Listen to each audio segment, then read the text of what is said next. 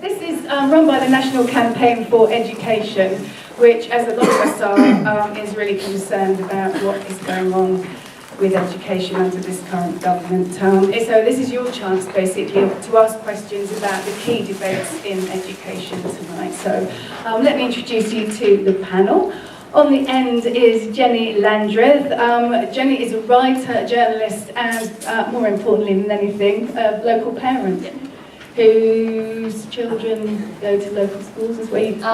Yes, my son finished school in last summer. He was at in a local at Lambeth Academy, and my daughter is in year 8 at Graveney. Thank you very much. Sitting next to me is Lib Peck, who's the leader of Lambeth Council. Many other things besides, I guess, but you're here in your I'm here in my leader role, but I am I'm also a parent as well with 2 children who go to local schools, one in Lambeth and one in Wandsworth. I'll talk to you about that later. Sitting next to me is Professor Gus John from the Institute of Education. Evening to you, Professor Gus John. I don't have children in Lambeth schools. I don't have children in schools. I've got grandchildren in schools. I run a local organization here called the Communities Empowerment Network down the way there towards Loughborough Junction. And we work mainly in relation to school exclusions, dealing with just under 1,000 such each year, predominantly involving black boys. Great, and I've lost my microphone now. There's a microphone etiquette on this table, thank you very much. This is David Wolfe, who's a barrister at Matrix Chambers, but and you specialise in education law, don't you, David? For 20 or so years I've been doing education law litigation. And that's often about school reorganisations, exclusions, special educational needs, that kind of thing, and latterly about academies and free schools and so on. But I'm also a parent of children who live in Suffolk, so they go to a rural school which was recently nearly put into special measures, but when it wasn't quite put into special measures, the governors, of whom I was one, voted to make it to an academy, at which point I resigned. So I'm no longer the governor of the school. So we know where David stands.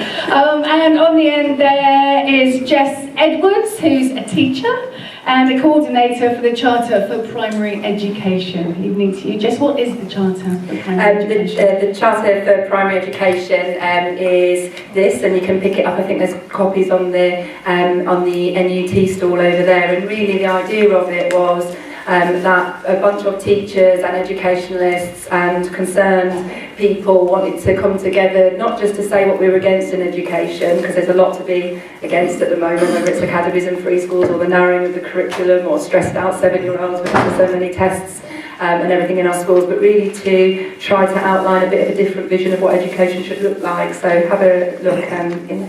All right, thanks very much indeed. So we're going to start, just so you know, with our panel outlining the educational landscape as they see it now. They won't be too long, so it won't be about an hour before you say anything, I promise. Will it, panel? No? Good. They'll be short and concise. So, Jenny, I think we'll start off with you, actually. Try this one? Yeah, try that one.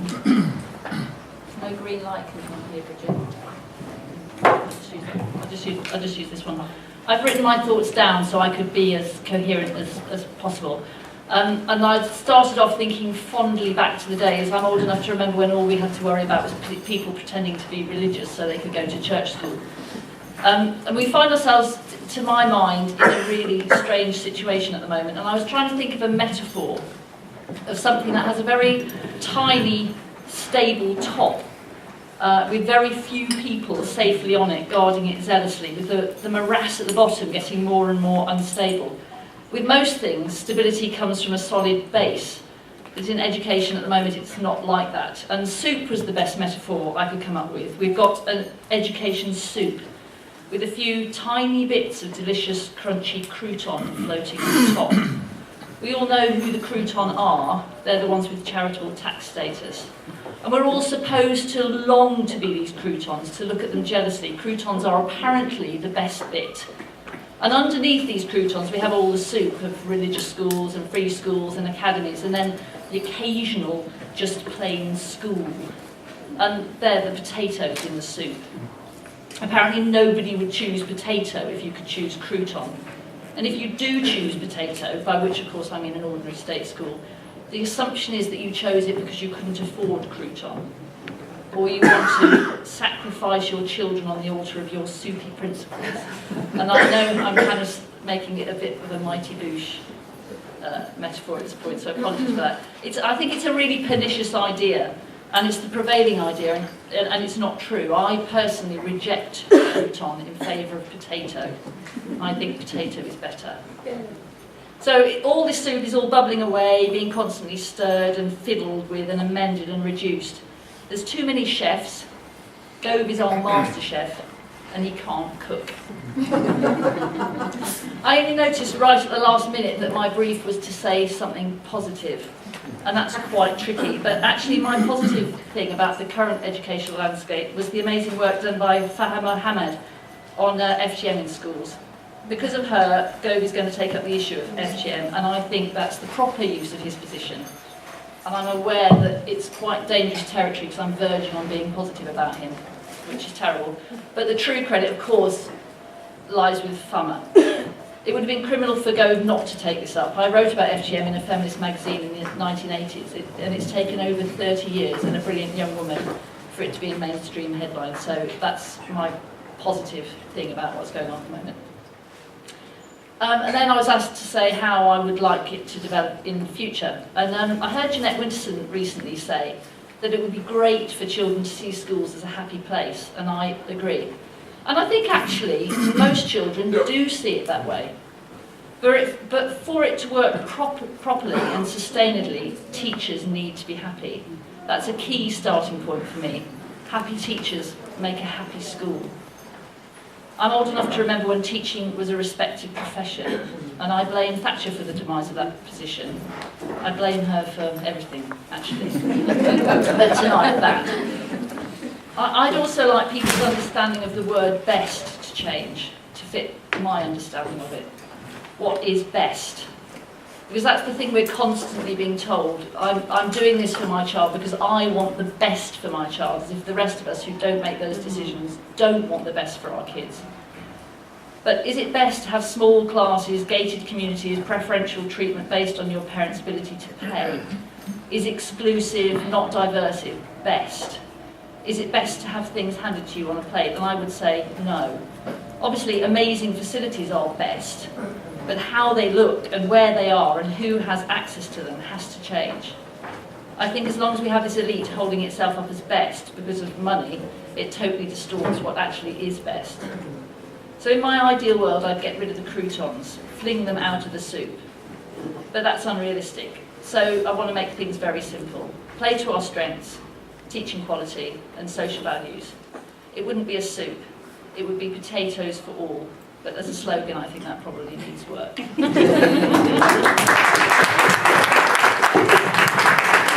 and metaphorical feast now. It's made me feel quite hungry actually. Not for the croutons though, I have to say. Liv Peck, leader of Lambeth Council, sitting next to me. Okay, thank you very much. I suppose I've got two perspectives. The first is being very proud of what a lot of our schools in Lambeth have achieved over the last 8 years and what they were achieving all of the time. And I think that they draw a huge amount from the diversity of our population.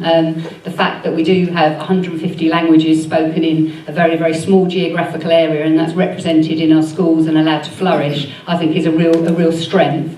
I think it's also a real strength that we are, as a local authority, able to offer places now to many more of our parents who apply. About 6 or 7 years ago, it was quite hard sometimes to get into any Lambeth school. I'm now very pleased that about 90% I think get their first or second choice, which is really important. I see an increasing improvement in the standard of our schools as well. So I see that very positive picture at a local level, and I always like going around to schools and getting that buzz of being in that kind of environment, and that happens fairly frequently. The bit that is there, so I've started with the positive bit. I'm going to move on to the negative bit.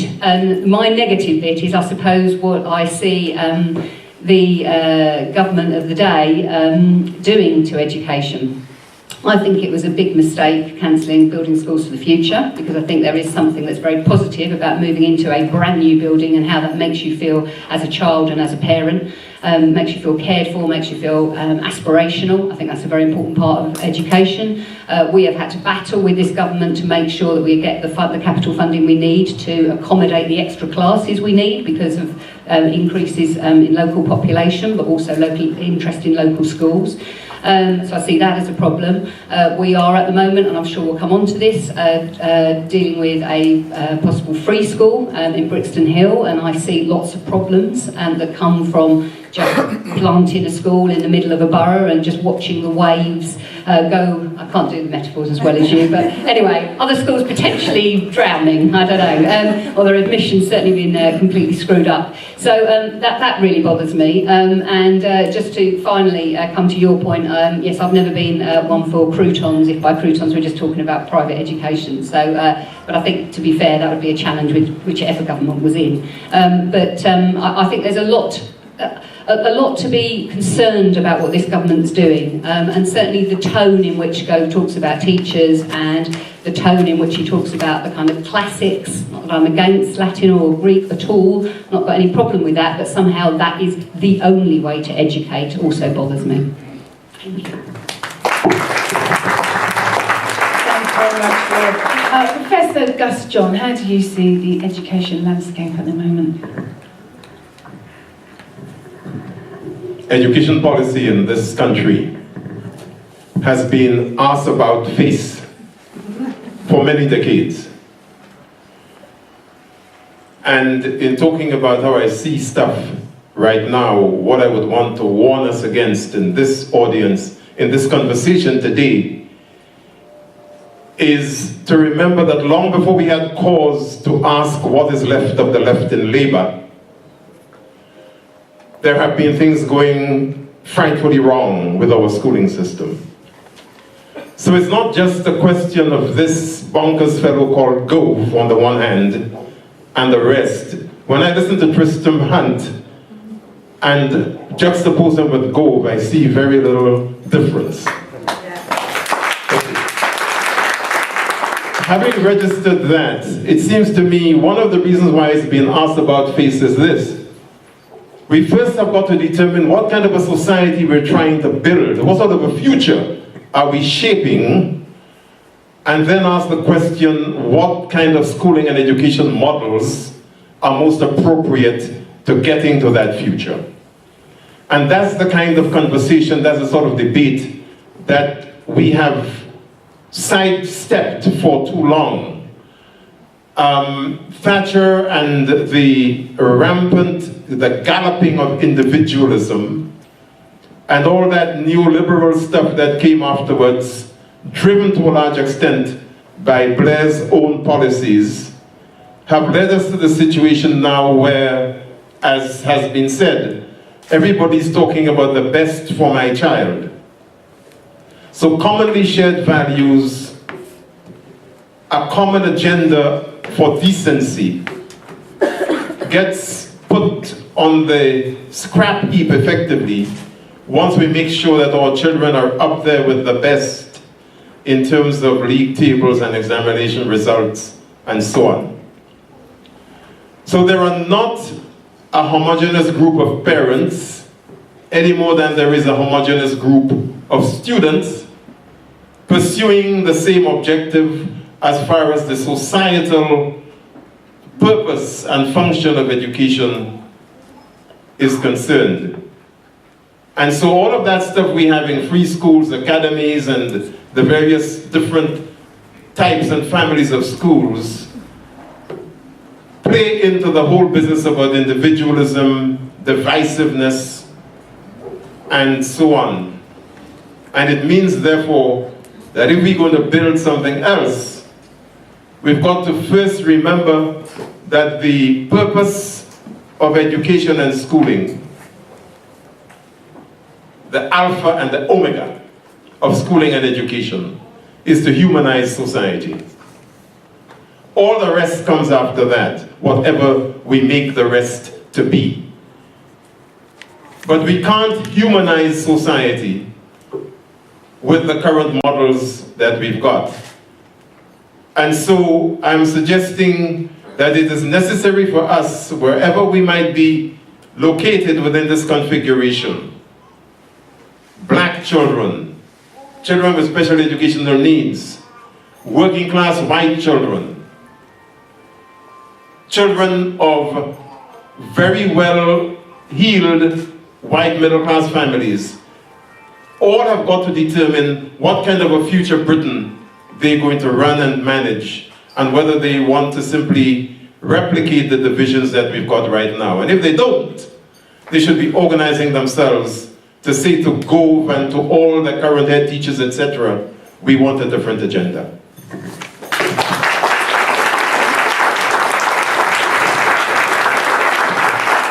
Only that would happen. It's a tall order, isn't it? David, is your microphone working? Is that working? Yeah. I think the starting problem at the moment, from the perspective that I have, which is coming at it as a lawyer rather than a teacher, is that we no longer have an education system. What we have is a completely fragmented regime of local authorities which in many areas and in many respects no longer have a direct influence on what goes on in schools. And we have a series of individual schools, sometimes if their academies run as chains. But what that means, and a whole number of problems, what that means is that we've lost the local democratic focus. We've lost the ability of the local authority to plan, to ensure that all the schools in their area are good, and so on. We've also, in many of the academies and so on that are in chains, we've lost any real parent governor, teacher governor, local community governor involved in the schools, because contrary to what everybody was told, actually when those schools became academies, they didn't gain freedoms. What they did was they succumbed to the overarching control of the academy chain. So we no longer have a system in which the broadly benevolent local authority can do anything to influence those processes and can ensure where we end up. What we have instead is a series of schools that are no longer under any of that democratic management and are also then pitted against each other. So they are no longer feeling, certainly in the area where I live in Suffolk, the schools there no longer feel part of a community of schools meeting the needs of Suffolk children. Their concerns are for the children they can get through the door and only those children. And if necessary, they will look to exclude them because that's the best way to deal with the difficulties. So we no longer have that coherence. Now, I mentioned my geographical background in Suffolk. My children in school in Suffolk, as I've already mentioned.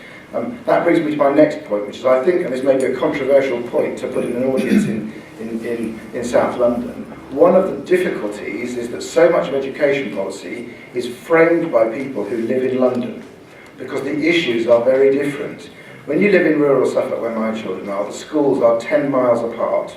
So when the schools are fragmented, you basically, unless your parents can drive you somewhere, you basically have a choice of one school, and that's the school which the local authority will bus you to, because you get bused if you live more than 3 miles away from the school. So any idea that the model that we've now got in our schools can work through parental preference and parental mobility simply doesn't operate in rural areas. And what that means is that you are stuck, essentially, unless your parents can drive you somewhere, you are stuck with the local school, good, bad or indifferent, without, as I say, the local authority having the ability to do anything about that. Now, I've already mentioned my children in a school that was nearly in special measures. We've had a free school imposed on us down the road, which is making things even worse. And my children are 17, no longer an issue for them because they're about to leave school. But if you are a family, a parent whose children are starting school, that leaves you in a terrible position. And if I dare suggest, an even worse position than if you were in a London school where at least you have potentially more options. My upbeat observation is that at least until the last 2 or 3 years when we've seen that real fragmentation, my clear view, based at least on the experience of my 17-year-olds, got twins, is that the education they have had, despite all the difficulties, has been considerably better than the education I got 40-odd years ago in what was then a selective grammar school. So, despite all the negativities, not because of Michael Gover's song, but despite all the negativities, I think because of good teachers, because of a good national curriculum, because of all sorts of things, actually I think the education our kids get these days is probably a lot better than the education they used to get. So I think there is cause for optimism. You. And now you, Jess. Yeah, I don't want to repeat much of what's been said already, although I do share pretty much everything that people have said. But I guess I come from a very similar perspective in that I think that this government, and Gove's role in it in particular, are a disaster for the education system in this country, a disaster for our schools, a disaster for teachers, and most importantly, an absolute unmitigated disaster for the children that we teach in our schools, really, whether it's from the policies that are implemented by the government, whether it be bedroom tax that forces children to live in poverty, all the different cuts that mean that children come to school with ever more increasing problems, to the budget cuts that affect schools directly now, where it's so difficult just to get to buy in the services that used to be provided by the local authority. Now you have to spend, schools have to buy in their own, having a huge negative impact on the budget of our schools. And also all of the things which I think that is perhaps even the most dangerous stuff that Gove has done is really to interfere directly in what is taught and how it is taught in our schools. And this is what I think people, especially parents who perhaps might not be necessarily aware of some of the things that Gove is asking teachers to do in schools, and the way that he wants them to teach and the things that he wants them to teach. But we are facing a hugely restricted curriculum that will not cater to the best interests and individual talents of the children in our school, but will really only cater for a very few children who learn in a particular way. A curriculum that is really centred on targets, on testing and on rote learning. A system where our 7-year-olds are the most stressed in the whole of the Western world. This is the system that Gove is presiding over, and that's why I think it's really important to oppose him. And I think events like this are really important. All the different things we can do to campaign against him are really important. I do see a little bit of hope, and it comes in the form of, I'm not a big admirer of Ofsted, but when Ofsted and Gove fall out, it makes me laugh when I end up coming down just a little bit on Ofsted's side, because the spat between, I'm not really on Ofsted's side, I'm on the plague on both of their houses actually. I think they're both to blame for the problems in our education system. But when those two thieves fall out, you know there are problems right at the top of this government. When Gove and his henchman Welshaw can fall out so spectacularly, you know that all is not right with Gove. When the Conservative Home blog can carry articles on there directly attacking Gove for alienating teachers, you know that Gove's position is not safe. And I say we have to try, I'm involved in trying to make sure that not only is his position not only that he has an unsafe position, but that his position is gone, and that at some point we have to stick the knife in to what is a very weak education minister. And I am a teacher as well as the coordinator of the primary charter. I teach in a local school up the road from here, and I'm an activist inside of the National Union of Teachers. And that's why, and I know for parents it can be very difficult when teachers strike, but I do think maybe people might want to ask questions about that tonight, because I'd like to say to parents that I will be striking and urging other people to strike, because it's not just a strike for us, it's a strike for the children that we teach, a strike for a better education system. Thank you very much. Jess, is there anyone in the room, by the way, who's here because they like Michael Gove? Coincidence at all? No, go on, stand up. You are. There's not a single person. Thank you. Sorry? Thank you. I like you. Oh, that's very kind. Thank you. That's very sweet of you. I'm keeping my opinions to myself because I'm chairing the panel. Okay, right, we're going to start off with it. We had loads of questions on Twitter, actually. We'll get to your questions now because you've been listening for long enough, by the way. Actually, do you know what? We'll go to your questions now because you have been listening for long enough. Ruth Gibson, where are you? Hi Ruth, I could see you gesticulating while people were talking actually. Can you remember your question, or do you want me to read it out? Yeah, the microphone. I'll read your question out while the microphone's being brought round. Ruth wants to know, why are children not allowed to develop as children? Instead, from a young age, they're force-fed levels. These should be pressures at GCSE A level, not in primary school. What can be done about this? I can feel an answer for this, Ruth, from Jess coming on.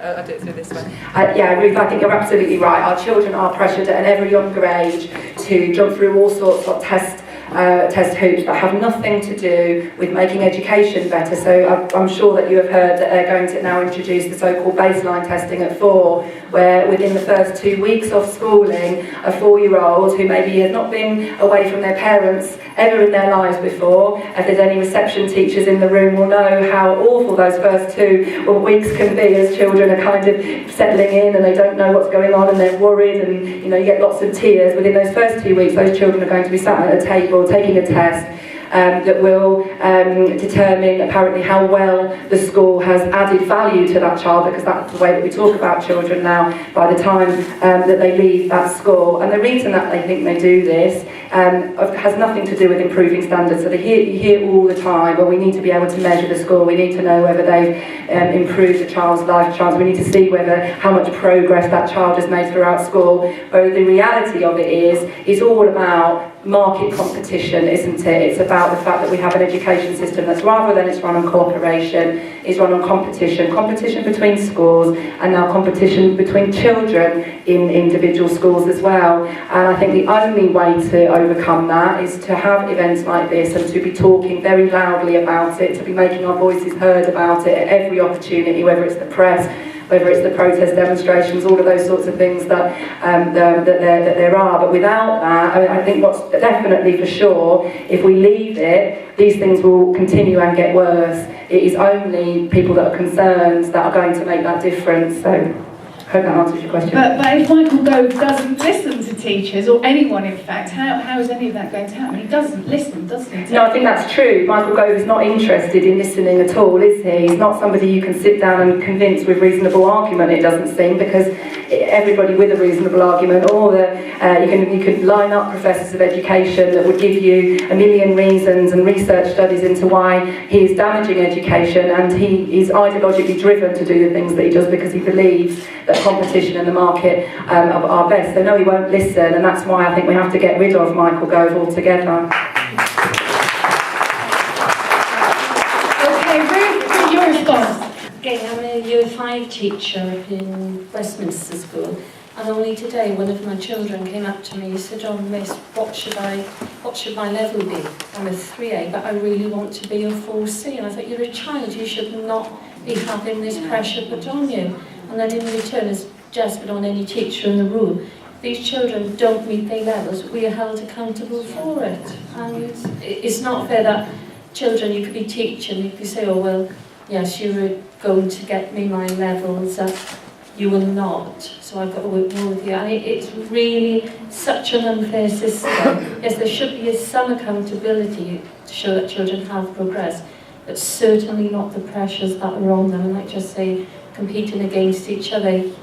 Yeah, what's your level? What's your level? You've got levels around the walls. That's the new thing now. So to get to be a 4C, you've got to do this. You've got levels written in books. So that's my main bugbear. So thank you.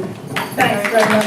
Let's have a look at another question. Where's Janet? I think it was a question really to the council, to ask whether the council is happy to be working with the proposed free school, where we know that the chair of governors of the school has very extremist views, and where we also know that there's a very selective admissions policy already out there. Okay, Liv, I'll take that one on straight away, I think. Well, you'll know we don't get any say in when a free school lands in Lambeth, and that was the case of the one you're referring to, which is on Brixton Hill. We've submitted our response to the consultation led by the school, which principally goes on the fact that we're very worried about the admissions policy, that we're also very concerned about whether they will be actually using qualified teachers in the school. and we've reiterated that, or about to reiterate that, to Michael Gove, although, as I think has been mentioned several times already in the meeting, our ability to do to change that is fairly limited. I do personally have, real concerns about the ethos of a school that seems to be sufficiently different not to even be embraced by the Catholic Church. That worries me. I will be honest.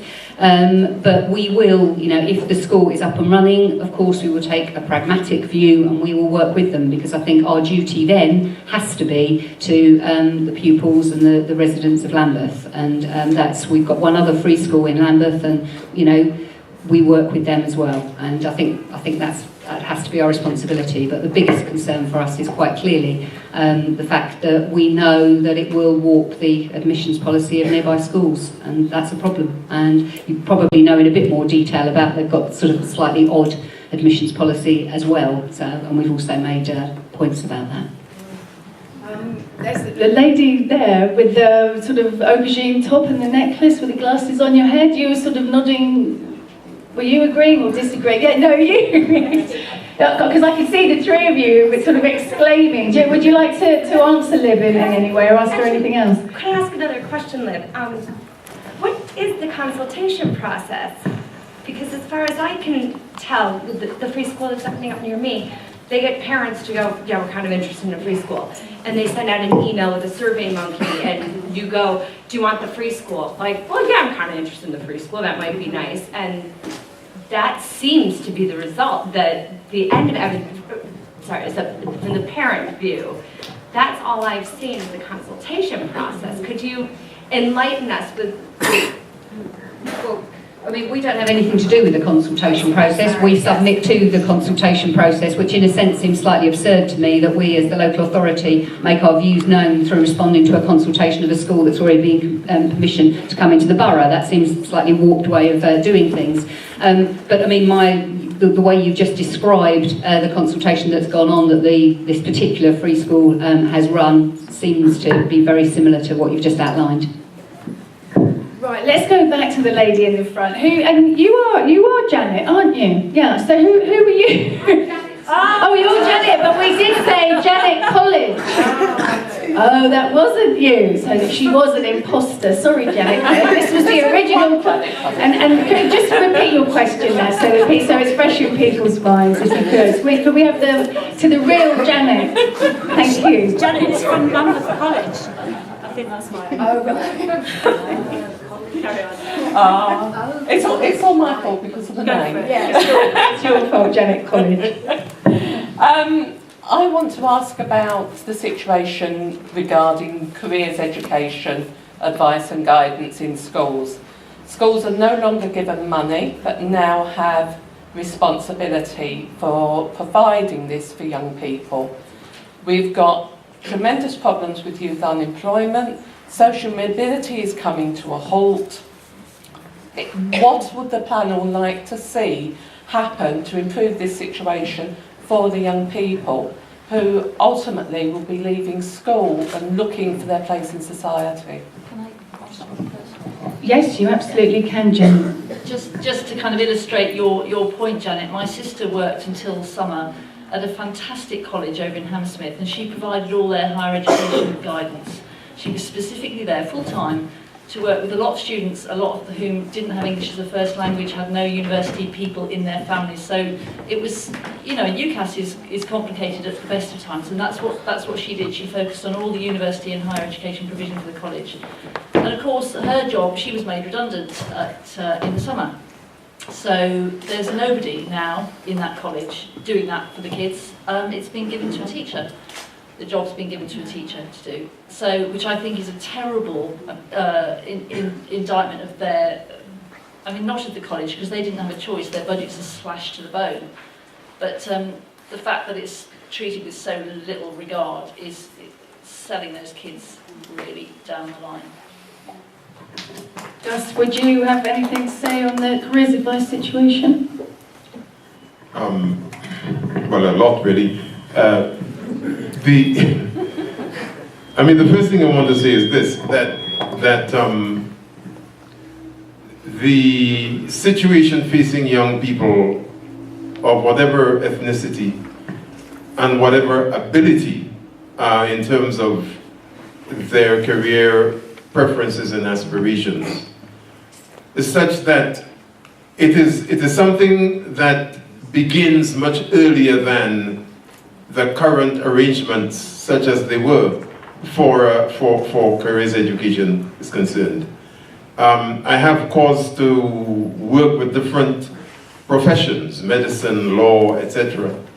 And with all of those people, we begin by engaging young people and graduates, etc., from those professions pretty much from the age of 10. So that they begin to get some sense of what it is that they're thinking about when they want to be doctors or policemen or firemen or whatever it may be. And begin to think in terms of how they can allow for their aspirations to change as they go along, so that you may want to be this at the age of 10, but by the time you get to 14, you might want to be something else.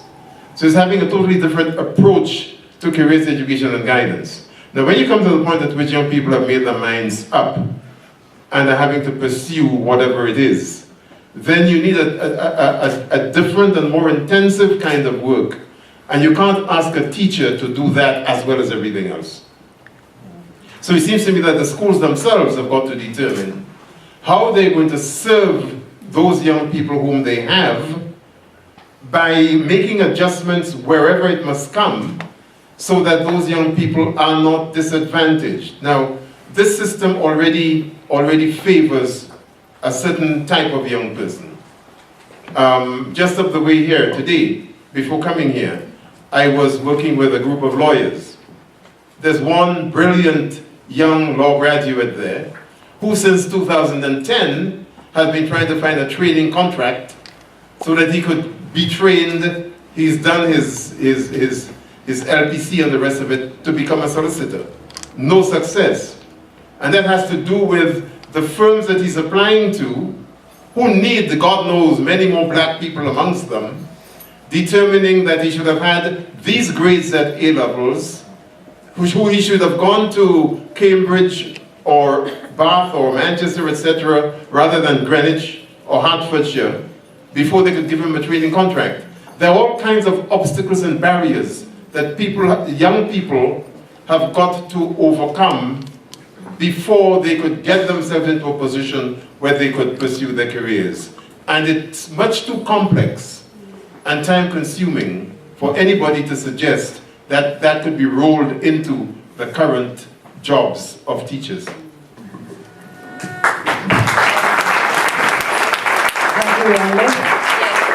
So just to add two things. I mean, I completely agree. It's all about providing inspiration, isn't it? And then giving people the opportunity. Just two very quick things that we're trying to do at the moment is marrying up the job opportunities we know there are going to be in Lambeth and making sure that the local schools are aware of them.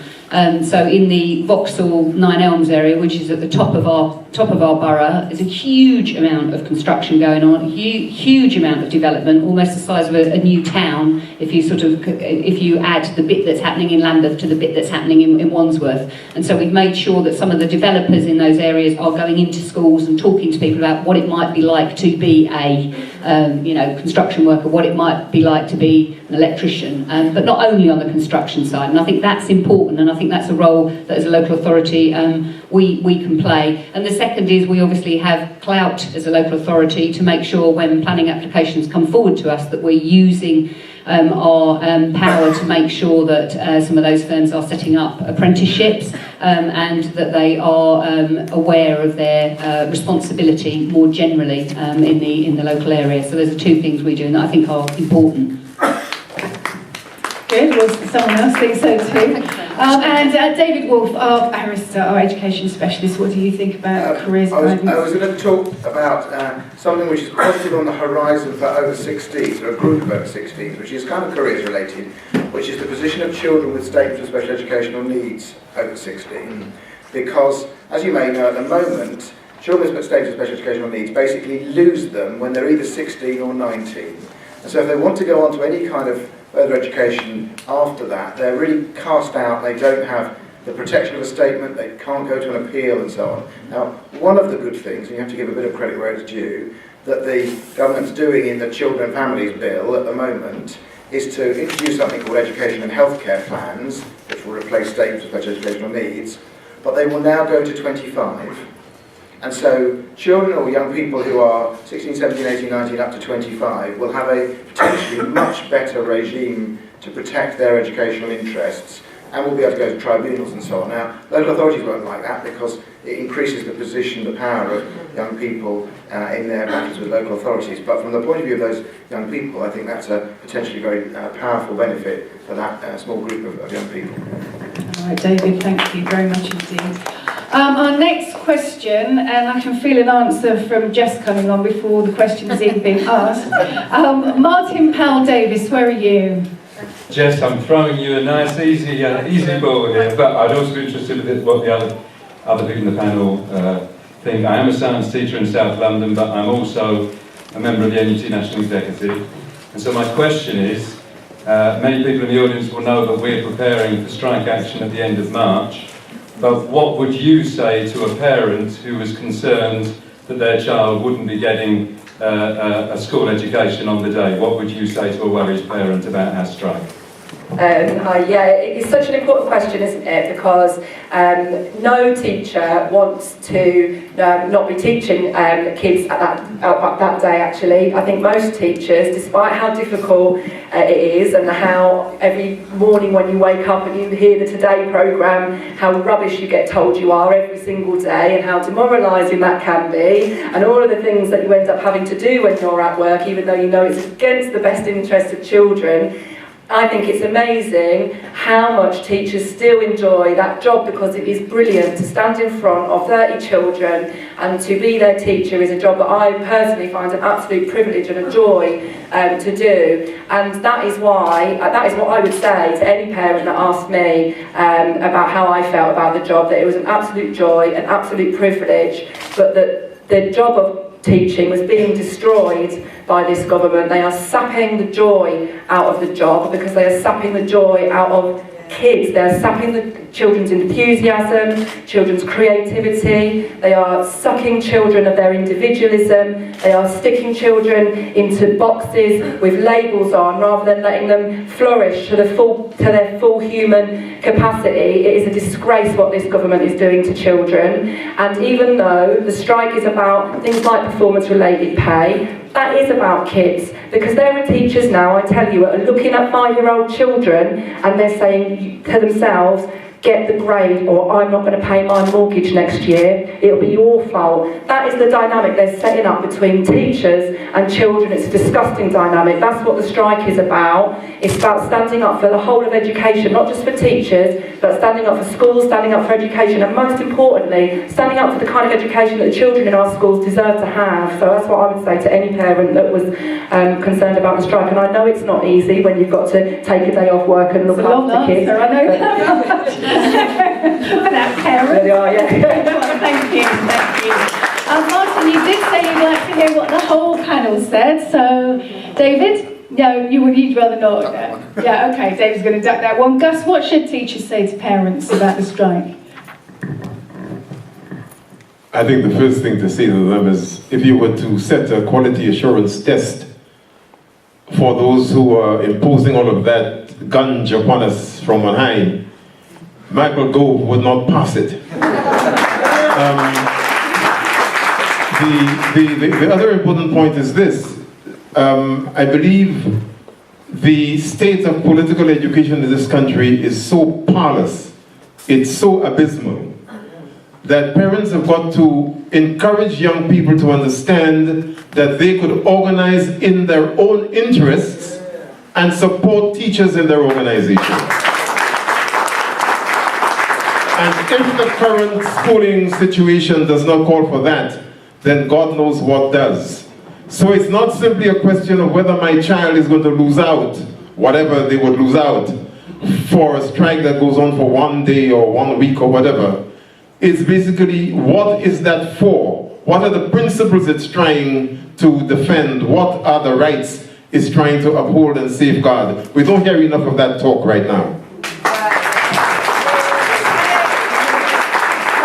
It's going to be affecting your school, so what would you say to parents? Well, I don't think it would be for me to say to parents, but what I'd say to my own child, who probably would groan because she'd see it in the politics box and she gets very fed up with her mother going on about that, is that people have a right to strike. And, you know, if people feel very strongly about something, then, you know, they've got a right to take action. And I'd explain to her how people over many decades have fought for that right and how important I think it is. I'd echo most of what's been said. I've obviously been a parent when there's been strike days, and I've always been very, very clear that I support striking teachers. I think there's the tendency to go to a lowest common denominator approach, which is, if I can't strike, why should you be able to? Rather than seeking that everybody should raise their game, we should all sink down to the lowest possible level. So I'd say to a parent who was worried that they should educate themselves about what the strike was about. I'd ask them if they didn't care about teachers, what do they care about? And I'd say, do you never take your child out of school for a day? What do you feel about your child when they have a day sick? Okay, Gus, can I put that question to you? Because you were very much talking about the fragmentation of education. Well, I mean, where does one begin? Let me begin in an oblique kind of way. One of the things that worries me about Gove and all the stuff that's going on just now is this. A few years after I arrived in this country, I came here in 1964, it would be 50 years exactly on the 20th of August 2014, for those who are interested. A few years after arriving here, I got very heavily involved in a campaign. It was a campaign against the peddlers of eugenics, those biological racists called Hans Eysenck and Arthur Jensen and Charles Murray and Cyril Burt, and those people. Some of you are surely old enough to remember them. Some of you would have had your teacher education that was in many ways based upon the rubbish that they used to talk about the relationship between race and intelligence. And we fought those campaigns. We put Cyril Burt in his place as the fraudster that he was. And since then, we have been battling against the demonization of African children, particularly African Caribbean children, in the schooling system, on the streets, and pretty much everywhere else. So what you're saying doesn't really surprise me. It's part of the course in many schools. Of the 135,000 young people of school age who are out of mainstream schools and receiving education otherwise than at school, there is a really scandalous 66% of them who are black boys. And just imagine what percentage there are of us in the population overall. So there's a correlation between what you've just said, the holding position, the holding pens within schools, and pupil referral units as the staging post to young offender institutions and prison. Now you might think that is a caricature, but if, like me, you work in prisons with governors and with senior managers, and you do interviews with young people in young offender institutions, asking them how their schooling career gave way to their offending career, you get a very clear sense of what it is I'm talking about.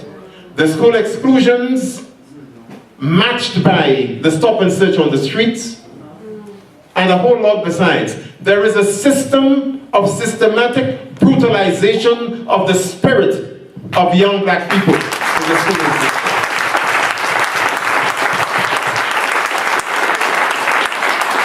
And that is why it needs collective action. It's not just a problem for the black community. I've been a campaigner on black education rights since 1964. The problem is that when we started to raise those issues as major issues of concern for the education system generally, people thought that we were complaining too much because we would not align our aspirations with those of the white working class who had been trained to stay in the place. And now we're seeing the results of it all. Those young offender institutions and prisons full of black people. The new slave owners, my friends, the new slave plantation owners are G4S and Circle and those people. Yeah? And that's what I'm trying to get into the heads of some of our young people. They don't understand the route by which they allow those new slave owners to have hegemony over them. Don't get me started.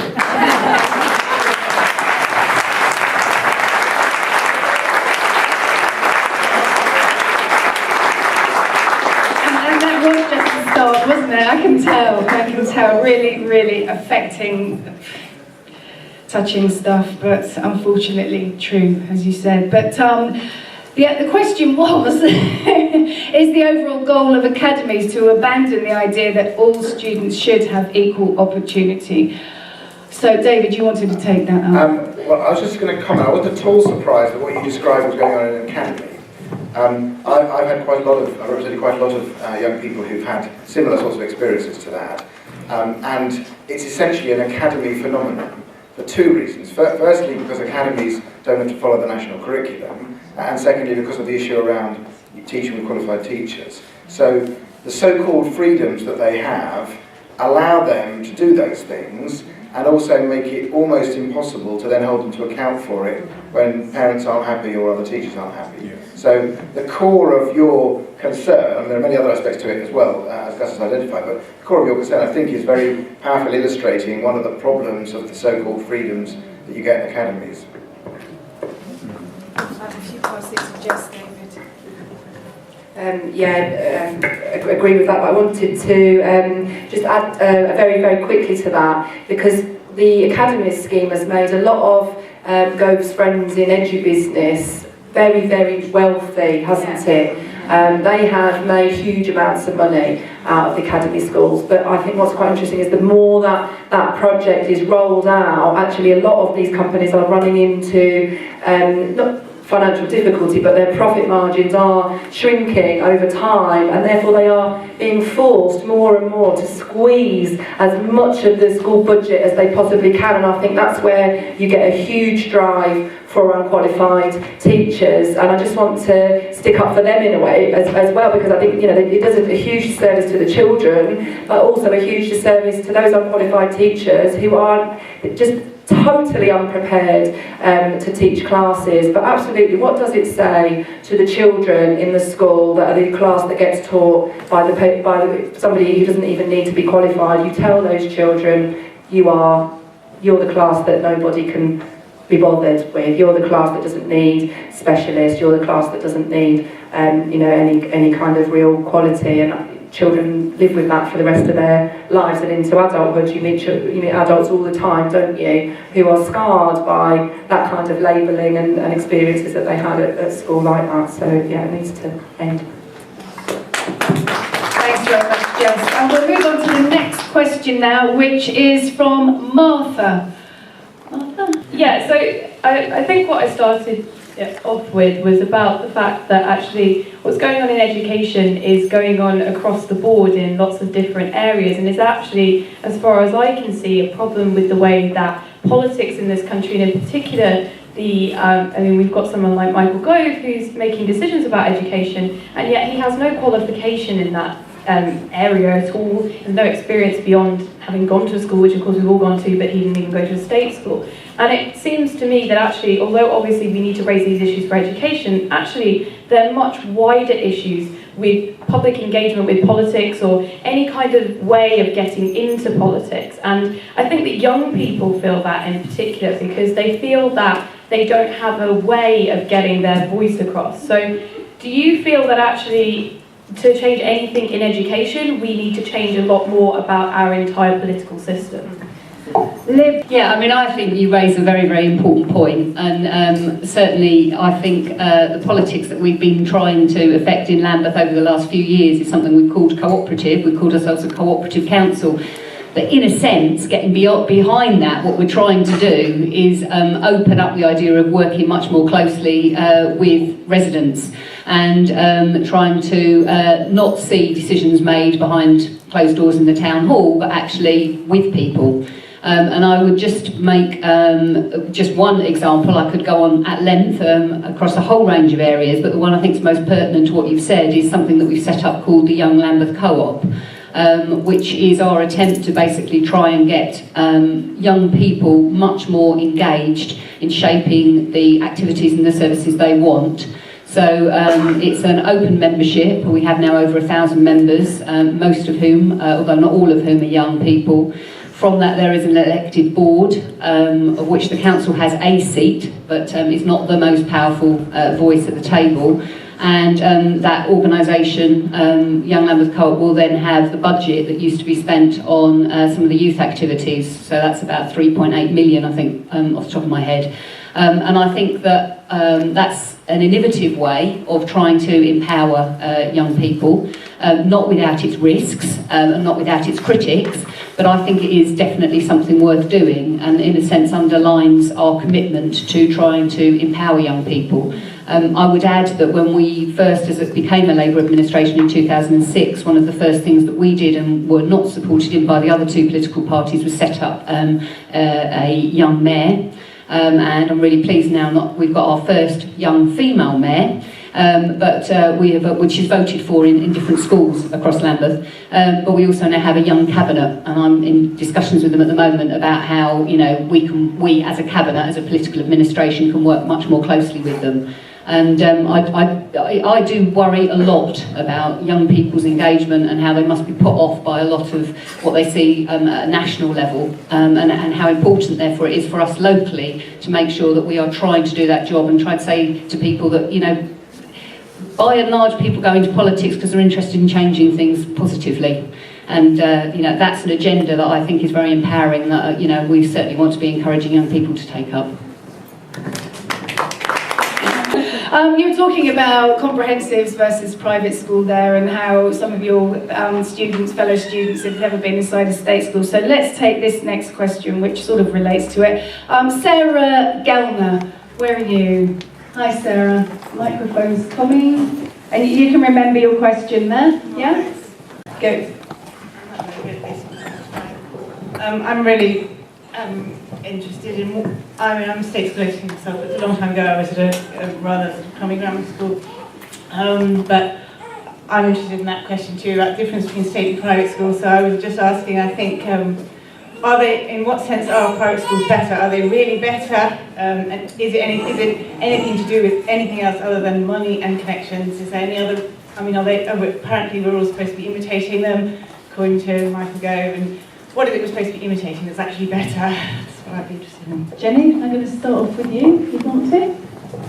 They do have amazing playing fields. I've driven and theatres and swimming pools. They have amazing swimming pools. I swim every week in a private school swimming pool, and there's a little suggestion box, and it's very tempting. Very suggestions in their box, but I think no, it's not the staff's fault. So, they do have that stuff, and actually they are very careful not to share that with their local communities in many cases. But apart from that, I genuinely can't think of anything that they do that's better. I really genuinely can't. If I could, I would probably say it. There was a kind of line, wasn't there, when Gove was talking about wanting to not be able to tell the difference between private and state schools. There was a line about how state schools would really have to lower the quality of their teaching to meet that standard, and I think that's where I stand on that. Well, I haven't got very much more to add, to be honest. I think the facilities, probably the class sizes, and probably that kind of innate confidence that comes from feeling you're a special person because you've gone to a special type of school that probably helps you in later life unfairly. And I think you mentioned the other thing that I think is important, which is connections. I don't think it is better to have a small class size. I think it's better to have a class size of over between 23 and 28. I think partly because probably we've all sat in a classroom at some point and in a very small room and had the focus on us for an hour, and it's really hard. I think it's much better to be in a larger class size where you can disappear every now and again. This group of ladies are quite agitated, Gus, so I'm going to go to them. Jenny, your last comment prompted an immediate from the ladies. Well, I'm trying to behave myself, but I've taught in 6 inner city schools. I was head of English at Stockwell Park School, and I can tell you that when I had classes of 12 to 15 children, I was sometimes really, really challenged, because the needs of the children were so great that even with 2 teachers in the room, we had to work really, really hard to engage those children.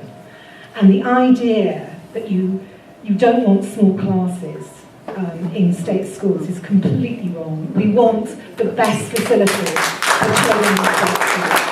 We want to have the playing fields back that they took from the grammar schools and sold to the private schools. We want the private schools at least to pay, not have charity status anymore, because they have a privileged charity status. And above all, I would like to see a Labour government that not only defended comprehensive education, but was actually prepared to challenge private schools, because in countries where the private sector is much smaller, the schools are much, much better. It's precisely because the private schools are elitist institutions which select people on the basis of money as opposed to anything else, that they undermine the state schools in this country. And the problem is we do not have a Labour Party in this country that is standing up for comprehensive education, that is standing up for a new vision of education. We just have Michael Gove's elitist cultural restorationist agenda thrust down our throats every day, and we don't hear the argument in defence of a progressive, forward-looking, dynamic education system that we were beginning to build in the ILEA. We were beginning to build it in the ILEA. We didn't get as far as we wanted to, and some of the things that Gus says were still there. But we were beginning to move in the right direction. The things that we were doing with children in schools 10 or 15 years ago in London were incredibly exciting and were copied by other countries, and we've gone back. And the Labour Party is part of that problem. It's been on the defensive about comprehensive education for the last 25 years. The Labour Party introduced academies, and now we have free schools. And we have to understand this problem. Thanks very much indeed. I can tell you had a lot you wanted to say. Thank you. Gus, I'll let you take this up now. I know you had something to say about small class sizes, but also about the state versus private. One of the experiences I've had as a campaigner for children's education rights is of having children who, using these tests that I was talking about from those eugenicists, were shunted into schools for the educationally subnormal, taken out of there by their parents, and some of them sent to private schools because the parents determined that with their profile, with the label that SEN, being in an SEN school, gave them, they wouldn't thrive in the state schooling system. I'm not commenting about that. What I want to say is this, that for many of those children, being in a private school gave them some sense of value, self-worth. They were in a culture where high aspirations were seen as the norm, and all the rest of it. Now, I'm not saying for one moment that you can't get that elsewhere. What I think I am saying is that the resources those people had at their disposal made it possible for them to individualize the learning of those children, take the background that they come from into account, and ensure that they had the environment in which they could thrive. It's not just the massive acres of playing fields and the swimming pool and the rest of it. What they do is to imbue in children that sense of entitlement. that Gove and Osborne and all of those people assault us with daily. That is what they do. A sense of entitlement. The social and cultural capital that is guaranteed, that makes it possible for them to then go on to the magic circle law firms and chambers like Matrix and no,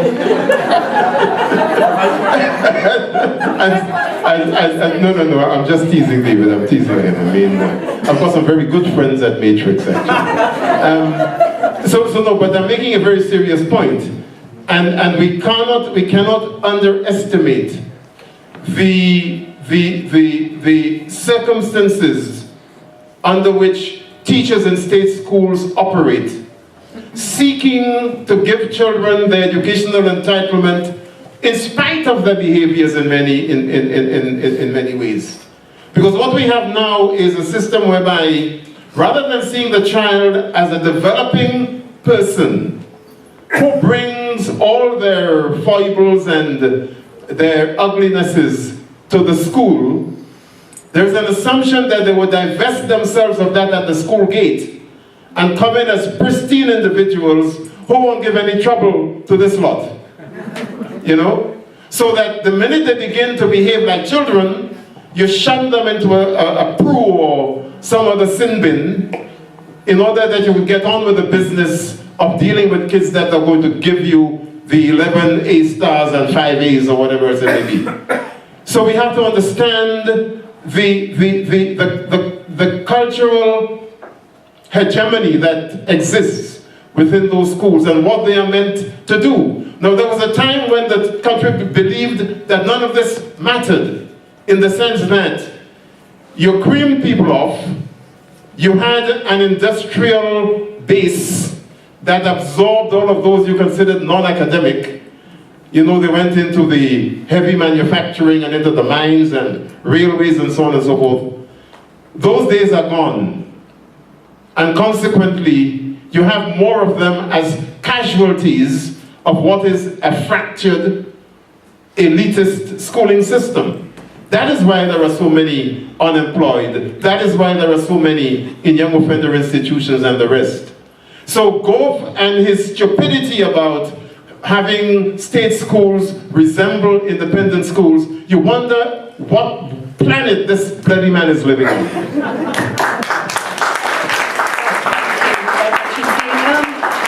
David, I'm coming. So get your. Yes, I know you've been provoked. Well, you carry on. You could have sent your children to private school. Why did you choose not to? Because they got a better education at the local failing mainstream cooperative. And actually, that's the point I was going to make. And I think, Gus provoked me by talking about sort of city law firm employers and things. And actually, I think there is a beginning of a tide turning. It goes right to the question that you asked, which is that increasingly enlightened big employers are realising that actually they get more rounded individuals out of state schools. They may not be as confident, they may not have the social capital that you're describing, but they have not been spoon-fed and trained for Oxbridge in quite the same way. They are more able to deal with a greater diversity of people. They have a broader experience of life. And in the end, that is what enlightened employers realise they should be looking for. So it's a very slow process, but I think there is a gradual realisation that simply taking people out of private schools is actually, even for those schools, even for the individuals, not necessarily the best thing. So it's undermining yet further any sense that the private schools actually give you an advantage. It's being recognised that they actually don't give you the advantage. Jess, a quick one, please, to wrap this question I had loads here actually, but I want to come back on the point that you just made, David, because I think what's happening now is going to set that trend in reverse. So even the CBI now talk about the new curriculum that Gove has introduced as not giving the creativity, the investigative problem-solving skills that children need for modern life and stuff, actually. And I think when you go into private schools, what they have that we don't is they have freedom to be innovative, to be creative, to teach a whole swathe of different subjects, And we are increasingly being denied that. So when you look at the subjects that are really squeezed in schools now, art, drama, music, because of the overemphasis on just English and maths, and so I call it a quarter of English and a quarter of maths, because really it's not English and maths in the way that I would consider it to be. So I think we're in a very, very dangerous situation now, where those differences between private and state schools are going to be even further compounded, because what we will end up with is a generation of children who only really know how to learn by rote to pass tests. And of course, in private schools, that will never be good enough. They will always have the absolute best. It's another reason why we've got to campaign against, I think, private education. I personally don't believe private education should exist. I think everybody should pay in their taxes and everybody should get out exactly the same. That's never going to happen politically, though, is it? Let's face it. It isn't, is it? I mean, is there anyone who thinks that would be possible? It happened in Finland. Yeah. In 1971, they made private schools and they abolished them, and they have consistently one of the best education systems in the world. Thank you for your contribution, Bridget. Thank you, Brett, and thanks for organising this evening. Thank you. Right, this is a lovely... Sarah, thanks for the question, by the way. As you see, everyone had strong opinions on that. This is lovely. This is from Ellen. Ellen says, what do you see as the role of pensioners in the campaign for education? How can they get involved? And that's a brilliant question. Where shall I go first? A short one though, Jess, to Jess first. One thing that you could do is on the 8th of March we'll be having a Stand Up for Education stall in the middle of Brixton, where we'll be telling parents about everything that's happening in education, why we're going to be striking in the NUT, and why we need lots more people involved in the campaign. So it would be brilliant for pensioners to come down, help us leaflet and help us spread the message. We're all going to be we're all heading towards being pensioners. No, you'd rather not say anything. Okay, Gus, what would you think the role of pensioners would be in changing education? Ellen's looking right at you, so you better have an answer. Well, one of the things that, coming from a totally different culture, I never cease to be amazed about is the ease with which people of the group of which I'm now a part, proudly, get shunted into a corner by this society in all sorts of ways. It is despicable, it is wasteful, it is disrespectful, it is just downright stupid. As the Director of Education, when I was across the way there in Hackney, I encouraged schools to use all the talents and the repository of knowledge within the community. So we had pensioners going into schools and helping to make maths books. We had people reading with children. We had them talking about about patterns of settlement in Hackney. People from Israel, from Russia, from parts of the African continent, people from the Caribbean. And they were playing a major part in helping children understand the present through the prism of the past. And that was very important for those young children too, in terms of anchoring their own identity, so that they would go back and ask their own grandparents stuff about how they came to be here, what kinds of struggles they waged before arriving in Britain, and so on. What was the East End like when people like Young was writing about family and kinship and so on. So there's a whole repository of knowledge in that age group that is just lost to children, and it is really quite sad that they're not being assisted in having a sense of their own local environment and the dynamics of that by actually engaging with older people and having those older people part of their campaign for meaningful education. So I very much welcome your presence, and your enthusiasm and your commitment to assisting young people and teachers and parents in taking the likes of you and me seriously.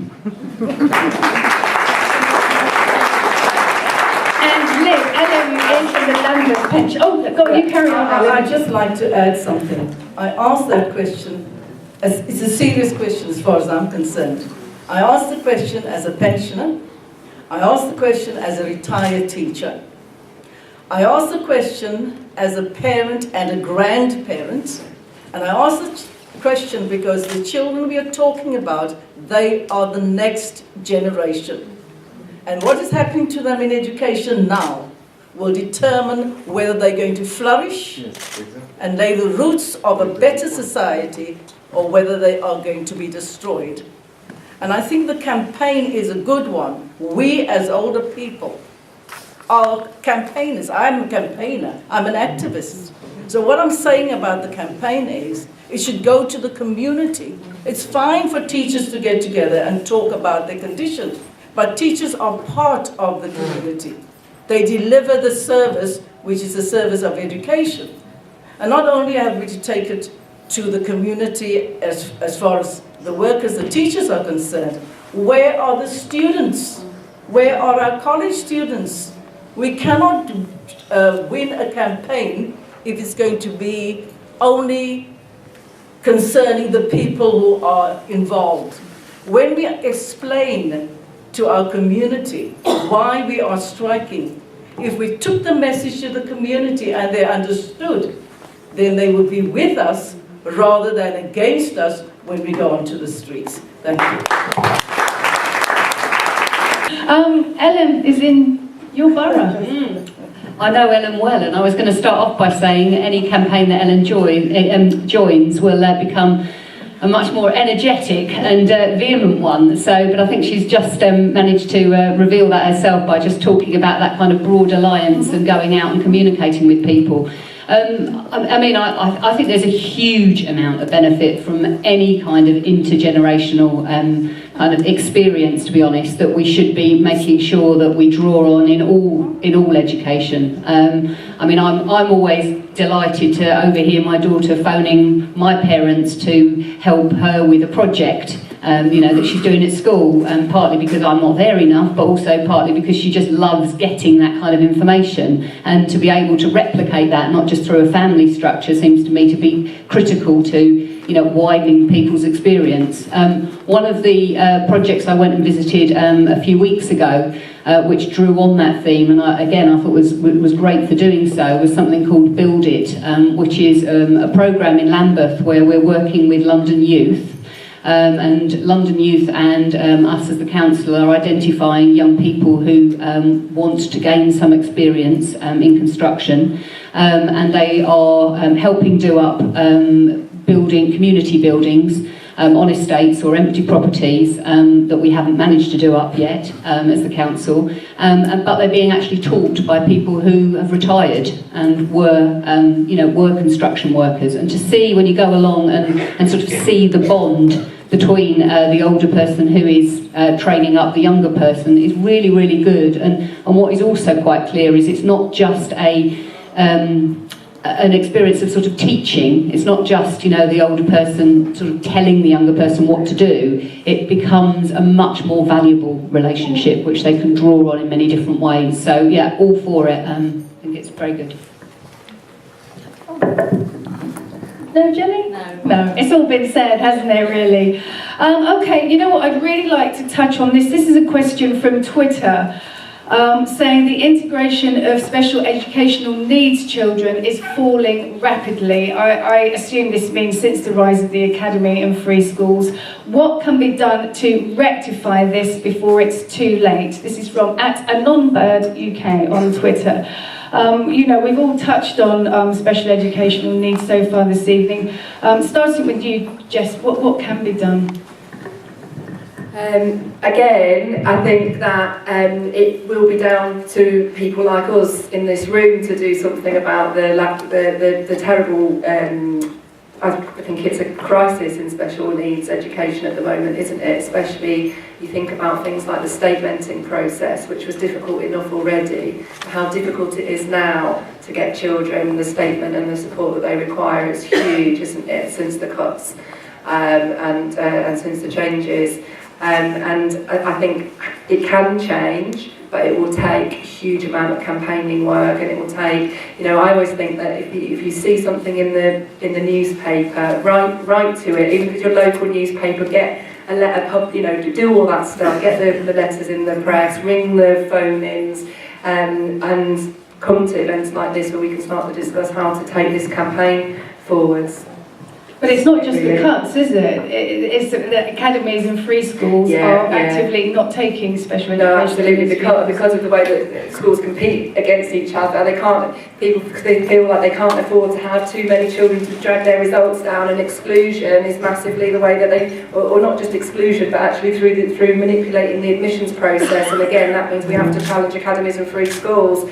It's a difficult job, especially free schools, because there's no existing school to campaign around. They paint it as a new school, and who's against a new school? I think if parents knew exactly how these schools work, then they would be against them as well. So the Trinity Free School in Brixton, I think it's really important that we go and spread that message to everybody, that we know about the type of school that it will be, about the type of schooling that free schools means, not just for that school, but for all of the surrounding schools. I think it's just a question that parents don't know this stuff, and we have to patiently explain to people what's at stake.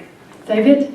I think you also need to argue with local authorities, because I'm not sure about Lambeth, but most local authorities in London and elsewhere take the view that it's cheaper to put children with severe special educational needs in special schools, and so they work like crazy to do that, because the choice for them is a special school place which is, in their view, relatively cheap, or supporting the child in a mainstream school, which, if properly supported, is much more expensive.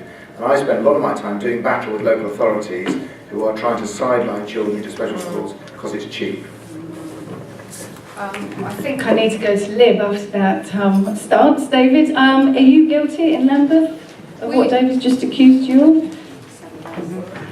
We are certainly trying to change our approach to special educational needs, and we've just done a very big piece of work on trying to avoid doing what David just accused other local authorities of doing. And that one of the key things about that has been making sure that we've worked very closely with parents, so that we're drawing on their experience and what they want to see. And I think that's been the bit of the work that most impressed me, because when I've done from a different point of view as a ward counsellor, when people come to your surgery and they've got, you know, a pupil that they want, that they've got their child, and they're very worried about where to put them, and they are immediately, seems to me very often, in a situation of sort of despair at first, and then compounding that despair is trying to navigate a big bureaucracy such as a local authority. It's a completely unsatisfactory situation. So what we've certainly tried to do is start from a different point, work with parents, draw on their experience, and as David said, try and look at putting pupils into mainstream. And but I can't deny that clearly there are cost issues for us that are not going to go away. They're going to get worse, because the budget cuts that we are enduring are huge. We'll have lost 50% of our budget by 2016 from 2010. I wrote down on my bit of paper what you've just said, which is children with SEN become a budgetary issue, and that's a really difficult thing, not just for parents with Did I say that? Almost. I said there was a financial implication that we couldn't avoid, because quite clearly, you know, we are facing cuts. But what I actually said was we were trying to start from a different place, and we'd involve parents, and that was the approach we wanted to take. I mean, I think there are campaigns for inclusion, and I would urge people to get as involved as they can with those. I think it's a really tough call, because it seems to me it's always down to individual parents fighting for individual children, and you know, I think if you're the parent or carer of a child with SEN of any severity, to be then having to campaign for that child must be extremely difficult. Children coming up behind that first child might then benefit, but I think it's a really tough call, and I think we should all join as many campaigns to support those parents and to support inclusion as much as we can. Thanks very much. I know you have something to say about this, Gus. I think if anything points up the iniquity of this academy and free schools business is the situation of children with special educational needs. Budget considerations or otherwise, if the current trend continues, it is going to be inevitable, despite all of David's efforts and people like him representing parents, individual parents, it's going to be almost inevitable that local authorities would be recreating all of those special schools for children with special educational needs. Unless something is done about the power that academies have, that free schools have, to exclude at the point of entry, as well as excluding once children are inside of those places, then that would be the inevitable result. You can't be running a schooling system where you give one sector of the system the right to do whatever they will, take in who they like and dismiss whom they do not like, and then expect to be able to deliver every child's entitlement. Every child matters means every child matters. They don't only matter when they are able-bodied. And that has got implications. So if as a council, Lambeth is having a statutory duty to make provision for children of school age, and yet there are so many academies within it, or free schools within it, that skew its capacity to do that, then it means that certain children would suffer because the government is entitling, enabling, empowering certain providers of schooling to exclude them. That's the logic of it. Which is why parents who welcome academies, who run to set up academies, who fight for the right to set up free schools, are being just bloody selfish. Because they couldn't give a toss about the consequences of that for the rest. And that is the divisiveness that is being built into the system, which is why, never mind talk about ending social exclusion and everything is about inclusion, complete bullshit. It does not work, and it will not work while you have these various variegated powers given to some people to do this, that, and the next thing, and you cannot guarantee children's right to a good school in every community based upon their own individual needs. The lady there, you were prompted halfway through Gus's answer there. What's your name first of all? It's Michaela Lobban. That was actually my question on Twitter and on there. Oh right, and you've got a different question written here, but anyway, Gus prompted you to ask this one now. Yeah, I feel that that children with hidden disabilities are actually wanting to be hidden. They're being made to be hidden. It's not just an exclusion or a lack of integration. The head are not just bullying the children, the mothers, the teachers. They are bullying to get those children out of that school. They're not providing the help there for these children to make them want to stay. So at some points it's not being included that the children who are leaving through their own reasons as well on top of that. So I think you can double the children that are excluded through choice as well as through just basically excluded. Okay, I might in fact come to you with the question that you've written down in a moment, but Jess, do you want to take that on? And obviously this all starts at primary stage and I could see you going away there. Yeah, no, I think that's right, isn't it? I'm very lucky. I teach. I feel terrible, but I don't feel terrible. I feel great because I teach in a lovely school where it's very inclusive and we don't do things like that. But you hear stories all of the time from parents and from other teachers about children who really haven't been excluded, but the difficulty is that that child is presented for the system, not because, nothing that but because people have felt so much pressure is put onto schools, and it comes from our peers and it comes from the government, and then it filters down to the local authority, and I think that local authority put that onto heads, and heads filter it to teachers, and teachers filter it down to kids, and they're always the ones at the bottom of the pile who get it all. And I'm not surprised to hear that you say that at all, because I think that happens all the time. I think that lots of people who want to have their children in mainstream school end up taking them out because difficulties are not, nobody seeks to try hard and to fight to overcome those difficulties, because it is there is so much pressure, the system is so awful that really people can get caught up in the league tables and the competition rather than on what's right, and they end up not doing what they know is best for children. That's the worst thing, I think, in working in education at the moment, is that you find, even I find myself doing things I know are wrong. You feel forced into doing things that you know are not in the best interest of children. I think a lot of people forget that it is the interest of children that come first and not a school's ranking in the league tables. So, yeah. Thanks very much. But he says, what alternatives do the panel propose to the neoliberal curriculum agenda? Is anyone prickling at that? Gus, go on. No, just an easy one. There you go. Well, I mean, I think I've in many ways answered that in what I've said before. I really do believe that the neoliberal agenda of individualism, competitiveness, greed, throwing everything open to market forces, eschewing any notion of interdependence or collective responsibility for the weak, the poor, the vulnerable.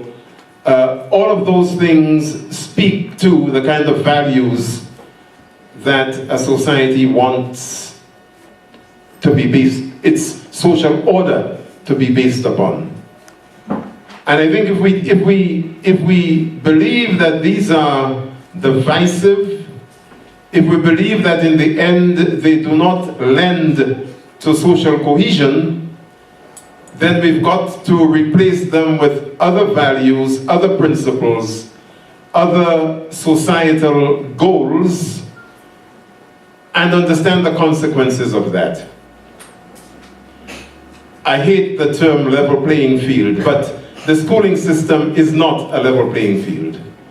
And even in schools, in state schools, where teachers are doing the utmost for every child, as we know, there are parents who want to make sure that their children are at the top of the league, and while they can afford to pay the 45 to 60 pounds per hour extra tuition for maths, English, history, whatever as it may be, their neighbors can't.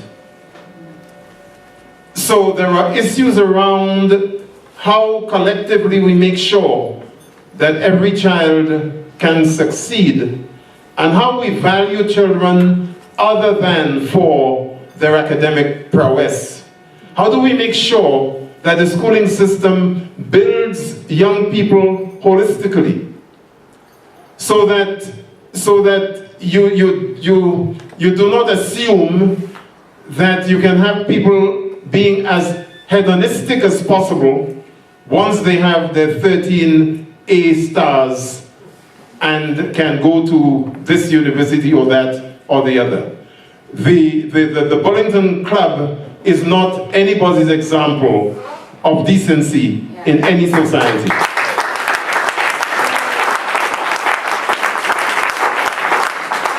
So I don't go for the mix of hedonism and excellence, in other words.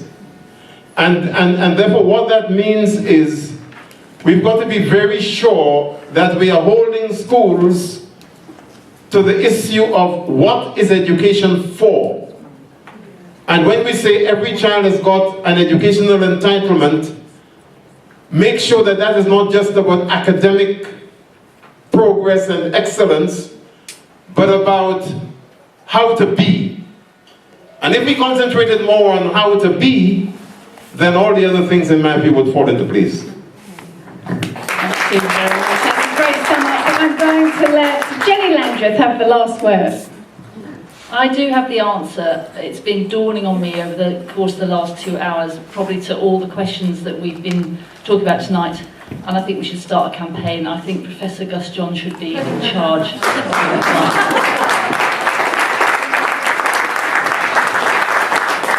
And the whole room is in agreement.